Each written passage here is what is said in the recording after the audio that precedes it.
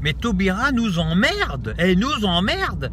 Elle quitte le gouvernement en vélo. Mais elle nous fait chier, elle ne peut pas partir comme tout le monde. Quand Christiane Taubira a été nommée au gouvernement par François Hollande, eh bien, elle est arrivée en vélo. Et lorsqu'elle a été remerciée, elle est repartie avec le même vélo. C'est important. Très très important. On ne sait pas ce qu'elle a fait durant sa nomination, mais on sait qu'elle est arrivée en vélo et qu'elle est repartie en vélo. Voilà. Elle a organisé toute une mise en scène pour repartir en vélo, avec le même vélo. Giscard nous avait fait le même coup lors de son départ. Il avait fait toute une mise en scène pour déclarer qu'il partait. Ah mais on s'en fout de ça. On n'en a rien à foutre. Fleur Pellerin passe 2 heures à choisir quel string elle va porter pour se rendre au Conseil des ministres. C'est important. 2 heures de préparation pour savoir le string qu'elle va porter. On s'en fout. On s'en fout de son string, nous. Le président François Hollande se teint les cheveux et descend de sa voiture braguette ouverte. Mais on s'en fout de ses cheveux teints. On s'en fout de sa braguette. Christophe Barbier s'oblige à porter toute sa vie un chiffon rouge autour de la tête. Pour quoi faire? Pour se faire remarquer. Bref, les hommes politiques dépensent leur énergie à s'occuper de leur cravate, de leur string, de leur poste, de leur pouvoir et du fric qu'ils peuvent amasser durant leur mandat.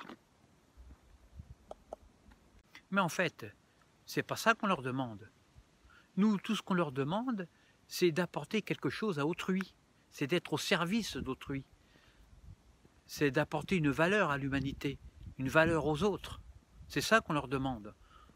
On leur demande par exemple de résoudre le problème du chômage, de permettre au pays de vivre en paix et non pas en guerre.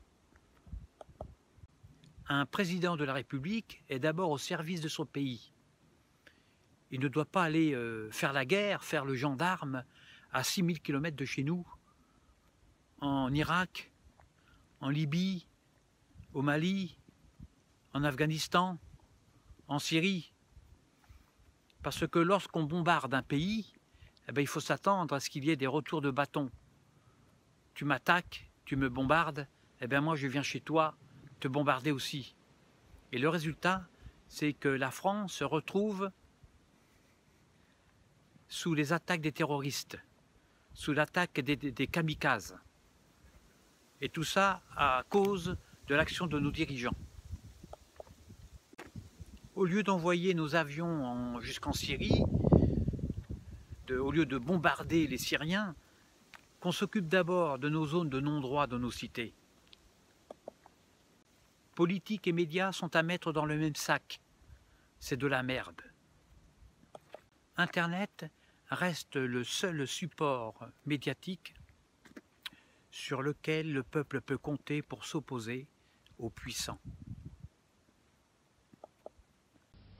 Je souhaite que la Providence veille sur la France.